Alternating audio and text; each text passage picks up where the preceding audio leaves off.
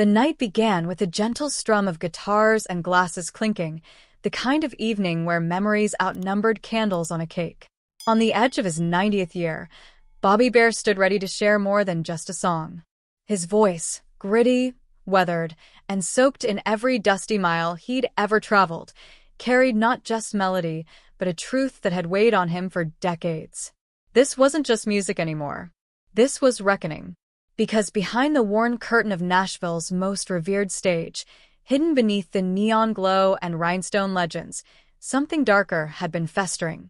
A story too long kept silent. You ever notice how some artists rise like fireworks only to vanish in silence? Not scandal, not disgrace, just gone? Or how certain songs, too raw, too real, never see the light of day, even when they echo the truth better than polished hits ever could. Bobby Bare knew that silence all too well. Born in the grit of Ohio during the Great Depression, Bobby wasn't the kind of man Nashville molded. He wasn't chasing stardom. He didn't have the soft shine or the Nashville smile. His voice wasn't sweet, it was scarred. Scarred with stories of drifters, of barrooms, of lives led in the shadows of fame, not the spotlight. When he sang, he wasn't performing, he was confessing. In the early 1960s, hits like Detroit City and 500 Miles Away from Home made people take notice, but even then, he didn't belong. He was the outsider who refused to play nice. The guy who sat at the bar with Waylon Jennings and Chris Christopherson, not in the velvet dressing rooms with the Opry approved. Nashville called them rebels. They called themselves real. The Grand Old Opry, glorious, gilded, and gospel to country music fans, was never home for Bobby. Sure, they let him stand on that stage, but only when the main act had cleared and the crowd was already heading for the doors. He once said being there felt like walking into church with muddy boots. Disrespectful, maybe, but staying away entirely meant erasure. You don't get to rewrite country music history if you're not allowed in the room. Still, Bobby wouldn't bow. Not to the smiles that didn't reach the eyes, not to the handshake deals made in hushed tones behind the curtains. The Opry wanted clean voices, clean stories, clean reputations. Bobby offered truth, and truth was messy. Then came 1974, the night that changed everything. After another late-night set, Bobby wandered backstage, not out of curiosity, but habit. But then he noticed a dim hallway he'd never seen before, partially hidden behind old gear cases. A locked door sat at the end. Archives, the sign read, but it wasn't the label that caught his attention. It was the voices behind it. Calm, calculated, speaking of keeping the line and calling someone a liability. This wasn't about song rights or stage times. This was something else. Something colder. From that night on, Bobby began to see the Opry differently. He started noticing patterns. Artists with talent that could light up a room suddenly gone. No scandal, no explanation. Just gone. And one name wouldn't leave him alone. Jerry Collins. A kid with a hit, charisma for days, and a future everyone seemed sure of, until his song was yanked from the Opry lineup, and he disappeared from music entirely. No farewell. No tribute. Just silence. Bobby asked around, quiet-like. Most changed the subject. One sound tech offered a warning instead of an answer. "Don't pull at threads you ain't ready to unravel," he said. Bobby took note. Literally. He started a journal. Names, dates, whispered rumors, songs that vanished, voices that were silenced. What he found wasn't just discomforting. It was chilling. The Opry wasn't just an institution, it was a machine. One that didn't just shape country music but controlled it. It could build legends or erase them. Over the years, he watched that machine operate more carefully. Backstage became quieter. Laughs were shorter.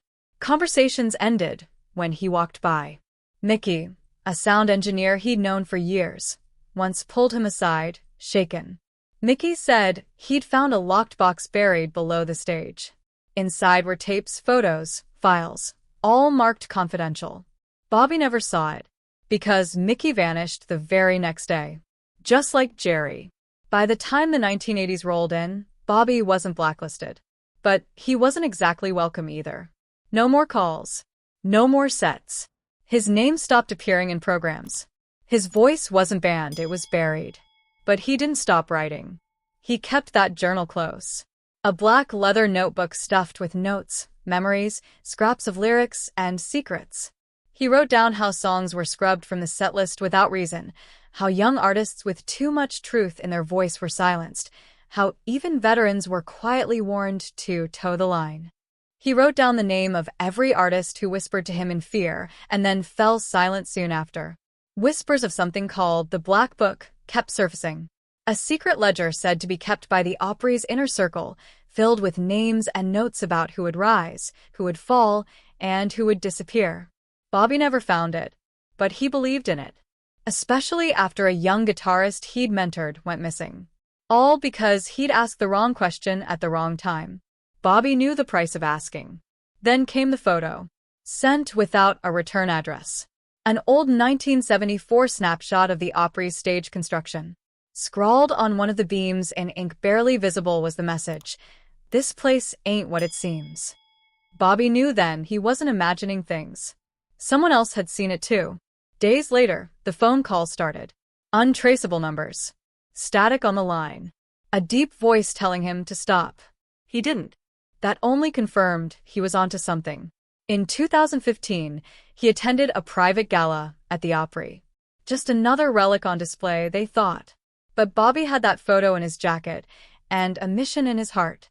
While the event buzzed with polite applause and surface-level charm, Bobby slipped away. He saw a production assistant punch a code into a modern keypad, revealing a hidden door. He followed. Inside, he glimpsed rows of servers and files. Boxes labeled with familiar names. Jerry Collins among them. He didn't get far. Security caught him, warned him of legacy damage, of consequences. But Bobby didn't need to read every file. What he saw was enough. He knew then that the Opry wasn't just documenting history, it was curating it, editing it, silencing parts of it. He doubled down. Quietly sent his notes to podcasters, journalists, anyone who would listen. Some dismissed him. Others believed but were afraid. One independent podcaster went public. Then went dark. Deleted channel.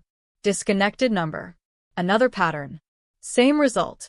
Even Bobby's journal disappeared one day, without a break-in. Just gone.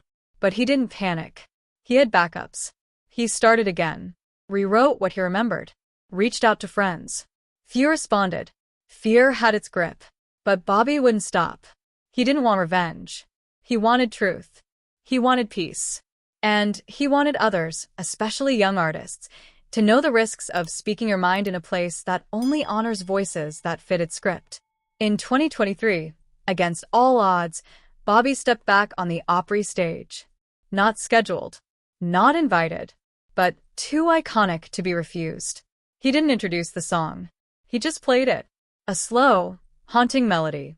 Lyrics like a confession. Black book under lock / ghosts in the rafters talk / they take the names. Rewrite the page / while honest songs go up in flames. The room was still. No cameras. No broadcast. But someone recorded it. A shaky, grainy clip. It spread online. Quietly. Then virally. Artists whispered. Fans speculated. And someone listened. Soon after, he received a photo in the mail. An Opry group photo from the 1970s. One face scratched out in red ink. No note. No explanation. But the message was clear: stop. Still, Bobby pressed forward. Appeared on a late-night podcast. Told his story. No names. Just truths. Some called him senile. Others a hero. The Opry? Silent. Like always. But the silence was cracked now. And cracks grow. As years passed, Bobby leaned into peace. Not surrender. Just peace. He spoke to indie media outlets, shared what he could, reminded people that truth, though often unwelcome, is essential. He told young artists that truth in their voice might cost them, but it was worth it. He challenged fans to ask questions, not just hum along. To care not just about the sound, but the silence behind it. The impact grew. Quietly. But surely. Young musicians started speaking out. Some walked off Opry stages in protest. Fans began demanding transparency, petitioned for access to the archives, asked about the Black Book. They wanted to know who was left behind and why. Bobby wrote a memoir, not to sell but to leave behind. For his kids, for history, for the erased. He wrote about heartbreak, about friends gone quiet, about courage and cost. On his 90th birthday, surrounded by the few who never turned away, he performed his protest song one last time. A new verse added, just for them. If truth makes me vanish, let the echo remain. No applause, just stillness. The kind that says, we hear you. The Opry never responded. The doors remain shut. But they're not as soundproof as they used to be. And Bobby Bear? He may be gone someday, but his echo? That's here to stay. If this story moved you even a little, take a second to hit the like button. And if you want more untold stories and deeper truths from behind the music, don't forget to subscribe to the channel. There's a lot more still waiting in the wings.